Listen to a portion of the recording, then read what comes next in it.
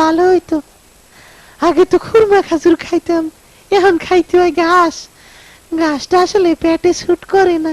6 ঘন্টা বইয়া বিমানে আইছি তো, বসে থাকতে থাকতে পাও গেছে একেবারে জিম দইরা।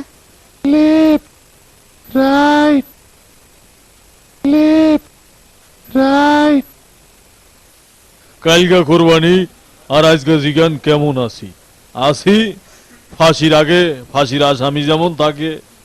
গত 2 মাস আগে আমার মালিক হঠাৎ করে আমারে মোটা তাজাকরণ পদ্ধতিতে মোটা বানান শুরু করলো। ভাবলাম যে রেসলিং খেলাইতে পাঠাইবো কিনা। কিছুদিন পর আবার রং সং দিয়া সাজাইয়া শহরের দিকে নিয়ে আসা শুরু করলো।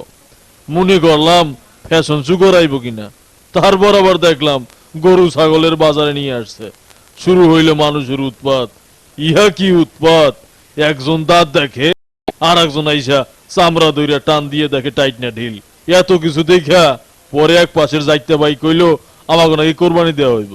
দর্শকের উদ্দেশ্যে আর কি কমু, কোরবানি দিয়া এই ডিপ ফ্রিজের মধ্যে ফালাইয়া 6 মাস বৈশা পচাইয়া পচাইয়া খাইয়েন না। তার চাইয়া পাশের গরিব টরিব কেউ একটু দিয়েন। কোরবানির পরে আমাকে নারী বুড়ি যেখানে সেখানে ফালাইয়া পরিবেশ দূষণ করবেন না, আমাকে ওই লোকে খারাপ বলবে। মরার পরে আমাকে আত্মাটার একটু শান্তি দিয়েন।